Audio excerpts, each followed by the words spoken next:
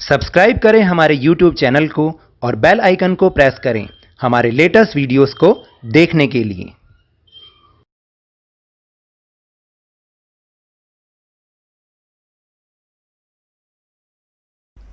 Hello and welcome to Lovneesh sir की class. आज की ये शिक्षा निदेशालय राष्ट्रीय राजधानी क्षेत्र दिल्ली की वर्कशीट नंबर 24 जो कि कक्षा 7वीं के विद्यार्थियों के लिए है। यह ली गई है सामाजिक विज्ञान के इतिहास विषय से और जिसमें हम समझ रहे हैं पाठ मुगल साम्राज्य को, जो कि आपको याद है कि पिछली कुछ वर्कशीट से हम इसी लेसन को पढ़ रहे हैं और इसमें आए हुए डिफरेंट पार्ट्स को हम समझने की कोशिश कर रहे हैं और हमने समझा भी है। जैसे कि आपको याद है कि सबसे पहले हमने मुगल साम्राज्य के बारे में थोड़ा सा परिचय पढ़ा, फिर बाबर के बारे में पढ़ा और लास्ट वर्कशीट में हमने हुमायूं के बारे में पढ़ा था। इस वर्कशीट में हम किसके बारे में पढ़ेंगे, ज़रा एक बार जान लेते हैं। निम्नलिखित संकेतों के आधार पर मुगल बादशाह की पहचान कीजिए। 13 वर्ष की आयु में वह बादशाह बना और उसने सुलह कुल की स्थापना की।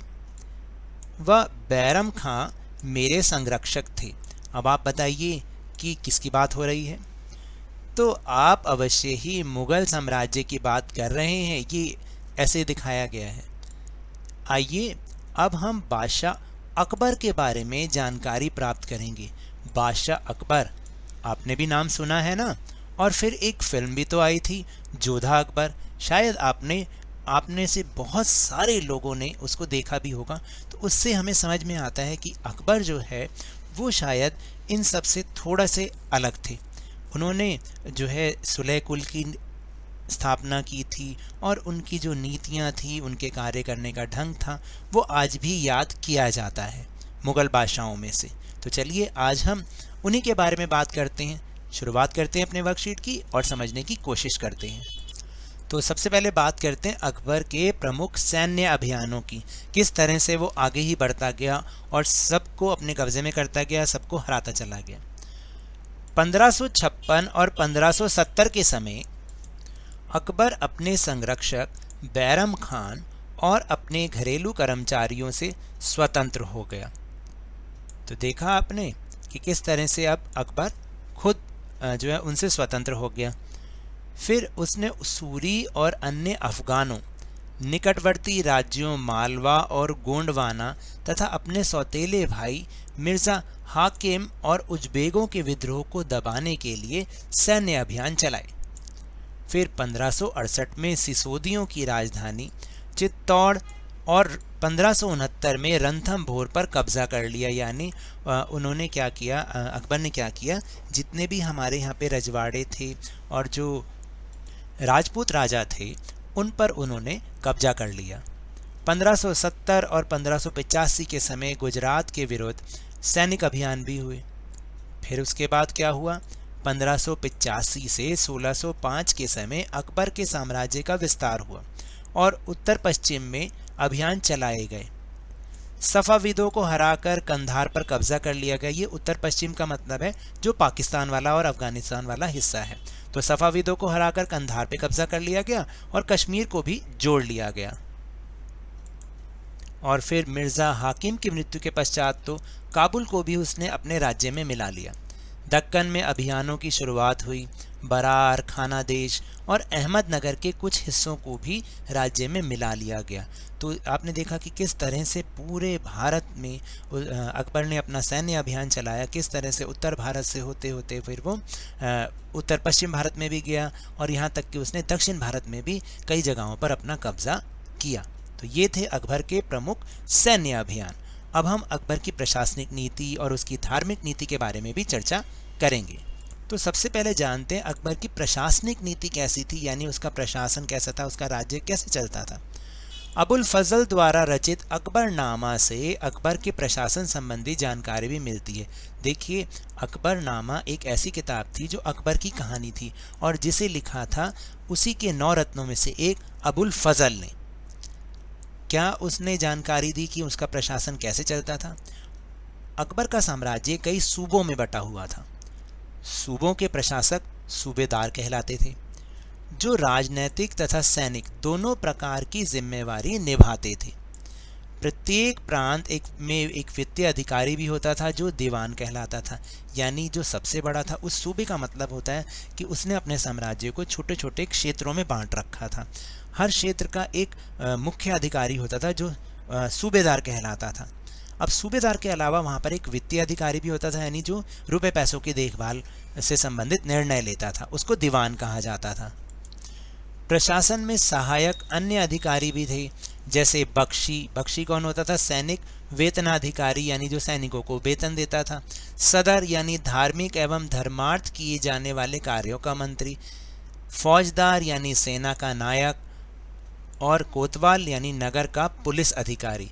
इस तरह से बहुत सारे पदों में ये लोग काम करते थे, पदों पर काम करते थे, और एक सूबे का काम इस तरह से चलता था। तो इस तरह से हर सूबे का काम होके अकबर का पूरा साम्राज्य बहुत आसानी से संभल जाता था।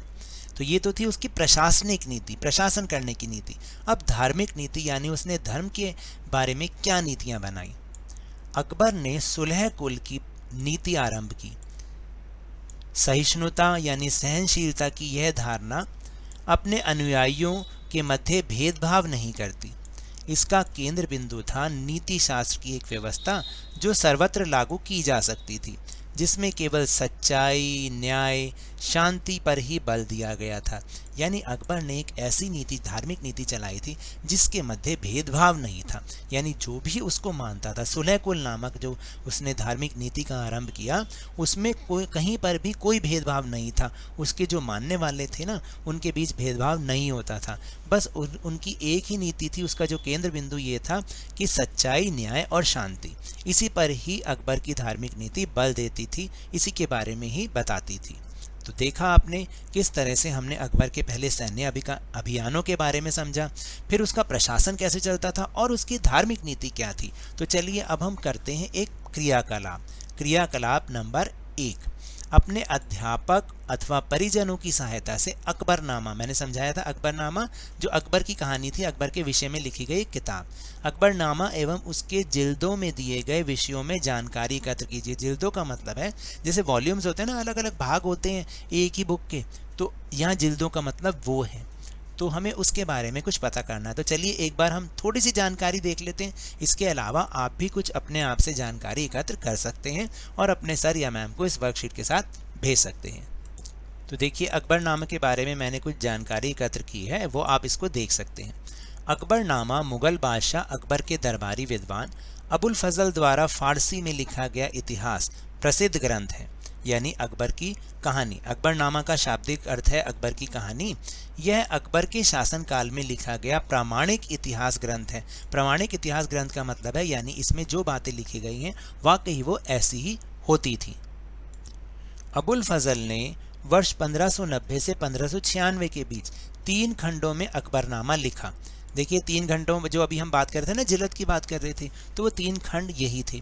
7 वर्षों में तैयार हुए। इसके पहले व दूसरे खंड में तो तैमूर की वंशावली, यानी तैमूर के वंश के कौन कौन से राजा थे, फिर बाबर के साम्राज्य, हुमायूं व सूरी वंश और अकबर के साम्राज्य का वर्णन मिलता है। किसमें?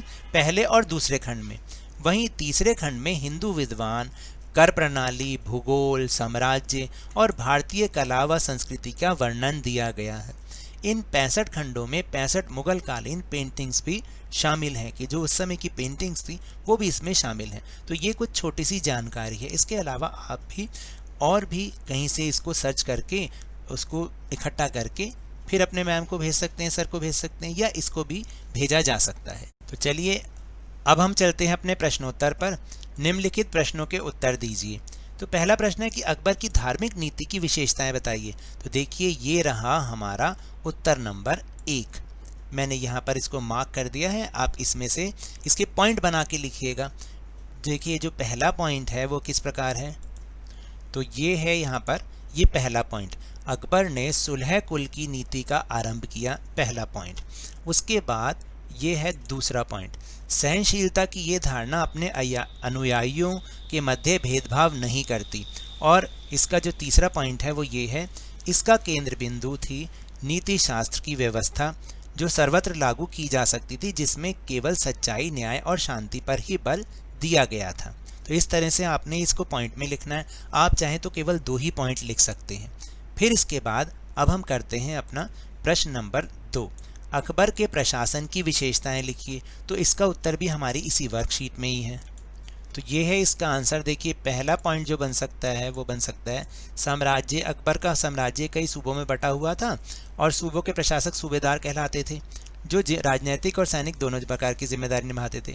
फिर ये बन जाएगा दूसरा पॉइंट, प्रत्येक प्रांत में एक वित्तीय अधिकारी भी होता था जो दीवान कहलाता था। और ये है तीसरा पॉइंट, प्रशासन में सहायक अन्य अधिकारी भी थे जैसे बख्शी, सदर और फौजदार और कोतवाल आदि। तो आप चाहें तो इनमें से कोई 2 पॉइंट भी लिख सकते हैं या तीनों ही पॉइंट लिख लीजिए। तो इस तरह से ये हमारे दोनों प्रश्नों का उत्तर यहाँ पर मिल जाता है। तो ये तो थी आज की वर्कशीट। अगर मेरे इस तरह समझाने से आपको थोड़ा सा भी समझ में आया तो इस चैनल को ज़्यादा से ज़्यादा सब्सक्राइब कीजिए, लाइक कीजिए और बहुत ज़्यादा शेयर भी कीजिए। और हाँ, मेरे साथ इसी तरह वर्कशीट को समझते रहिए, लेकिन ध्यान और मन लगाकर पूरी मेहनत और लगन के साथ पढ़ते रहिए। और अगर आपको कोरोना वायरस को हराना है तो 2 गज अथवा 6 फुट की शारीरिक दूरी का पालन जरूर कीजिए, मास्क जरूर लगाइए, क्योंकि जब तक दवाई नहीं तब तक कोई ढिलाई नहीं। धन्यवाद।